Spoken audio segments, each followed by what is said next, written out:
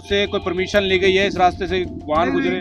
गांव से कोई परमिशन नहीं ली गई, गांव से तो कोई परमिशन नहीं लेगी। बाकी हम तो जब तक ओवरलोड आएंगे, ओवरलोड वाहन हम नहीं चलने देंगे, ओवरलोड नहीं चलने देंगे। वैसे रास्ता है, कोई रास्ता ब्लॉक नहीं है, कोई कुछ नहीं, हम तो खिलाफ है। ओवरलोड इतने कम से कम 800 क्विंटल एक ट्रक में वो भरा हुआ, आपने देखा भी होगा। 800 क्विंटल उसमें वो भरा हुआ है। नी हला है, मकानों में लोगों के बर्तन गिरा है, रेत उड़ा है, कोई कानून ऊपर से रेत उड़ता है, लोगों के खाना बनाने तक भी दिक्कत होती नहीं है कोई सर जी की भाई जैसे कोई बातचीत हो जाए ठेकेदारों से, बाद में सेटिंग हो जाए तो बाद में छोड़ दिया जाएगा चीजों को? नहीं, ऐसा कोई नहीं है। गांव की कमेटी बनी हुई है, कमेटी जो है वो उससे बात करेगी। कमेटी तो इस पूरे मामले में जो फिलहाल कोस्टर नंबरदार है जो बताएंगे कि गांव के लोगों ने जो आज रोड ब्लॉक किया है वो क्यों किया है, बता दीजिए एक बार। गांव के लोगों ने जो रोड ब्लॉक किया वो वजह क्या है? गांव के लोगों ने रोड तो ब्लॉक नहीं किया, बाकी जो ओवरलोड वाहन है, ओवरलोड वाहन जो अवैध खनन चल रही है यहाँ, यूपी की खनन है, खनन जो है यूपी की तरफ से हरियाणा का, इसमें कोई नहीं। उन्होंने रास्ता यहाँ से बनाया है, हमारे गांव के मेन अड्डे से गुजरता है, मेन अड्डे से गुजरता है। तो यहाँ लोगों के मकानों में तैर आएगी, मकान बर्बर हालत में, सड़क बर्बर हालत में। हम तो प्रशासन से, उससे मुख्यमंत्री से गुहार लगाते हैं, भाई हमारे यहाँ गांव का रास्ता यहाँ मतलब ओवरलोड वाहन ना चलना चाहिए, ओवरलोड वाहन ना चलना चाहिए। हमने जो रोके हुए हैं अभी फिलहाल, जो सरकार से आरटीओ वगैरह को, सबको, पुलिस प्रशासन को, हमने जो ओवरलोड वाहन रोके हुए हैं, जो ओवरलोड जो अपनी जो सरकार की क्षमता है जो बता रखी, उससे ओवरलोड जो कर रखे, जो सड़कों को, घरों को नुकसान पहुंचा रहे, वो वाहन रुकवा रखे भाई इसको, और प्रशासन की नोटिस में डाल रखे। अच्छा सर जी, बात बता दीजिए, गांव से कोई परमिशन ली गई है इस रास्ते से वाहन गुजरे? गांव से कोई परमिशन नहीं ली गई, गांव से तो कोई परमिशन नहीं लेगी।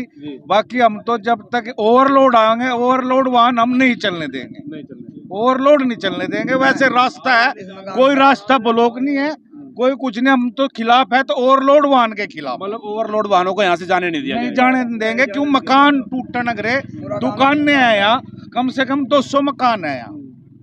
ऐसा तो नहीं है कोई सर जी की भाई जैसे कोई बातचीत हो जाए ठेकेदारों से, बाद में सेटिंग हो जाए तो बाद में छोड़ दिया जाएगा चीजों को? नहीं, ऐसा कोई नहीं है। गांव की कमेटी बनी हुई है, कमेटी जो है वो उससे बात करेगी। कमेटी, हम तो ये चाह रहे हैं भाई, रास्ता जैसे उन्होंने राणा माजरा से अलग बनाया हुआ है, वो यहाँ गड़ी बेशक से जो रिहायशी मकान है उनसे अलग रास्ता बना लो। जब उन्होंने यूपी से यहाँ तक रास्ता बना लिया, तो गाँव को छोड़ के अलग से रास्ता बना लो भाई। ओवरलोड इतने कम से कम 800 क्विंटल एक ट्रक में वो भरा हुआ, आपने देखा भी होगा। 800 क्विंटल उसमें वो भरा हुआ है। नी हला है, मकानों में लोगों के बर्तन गिरा है, रेत उड़ा है, कोई कानून ऊपर से रेत उड़ता है, लोगों के खाना बनाने तक भी दिक्कत होती है। तो फिलहाल ये लोग हैं इस बात से परेशान है कि जो जब भारी वाहन यहाँ से गुजरते हैं तो घरों के अंदर दरार आ गई है, कंपन होता है, क्योंकि जब भूमि पर हैवी व्हीकल चलेगा, भारी लोडेड वाहन चलेगा तो कहीं ना कहीं जमीन हिलेगी, और जमीन हिलने से जो है कि ये मकानों में दरार आ गई है। कच्ची जमीन है, रेतली जमीन है, इस वजह से ऐसी स्थिति यहाँ उत्पन्न हो रही है। जो पहले आरटीओ थे राजेश शर्मा जी, वो मौके पर पहुंच जाते थे, राकेश शर्मा जी, और तुरंत प्रभाव से जो कि इन लोगों के चालान भी कर देते थे।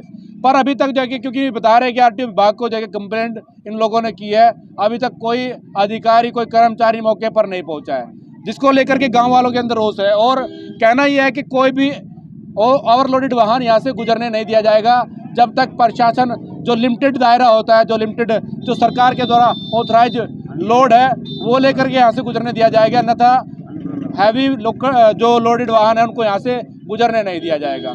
आप लोगों की क्या कुछ राय है, कमेंट बॉक्स में जरूर बताएं। और इस पूरे विषय में जाके पानीपत के डीसी सुशील सारवान से बातचीत करने का प्रयास रहेगा कि जिस प्रकार ये यूपी की खनन हरियाणा के अंदर चल रही है, अवैध तरीके से चल रही है, तो उसको लेकर के उनका क्या कुछ कहना है, क्योंकि सरकार, प्रशासन इस बात को लेकर के चिंतित भी है और सजग भी है कि किसी प्रकार की कोई अवैध खनन यहाँ पर हरियाणा के अंदर नहीं होगा, जिसको लेकर के निरंतर आप कवरेज भी देखते रहते हैं और प्रशासन के द्वारा गाइडलाइन भी जारी की गई है। आप लोगों से अपील है कि आप लोग इस वीडियो को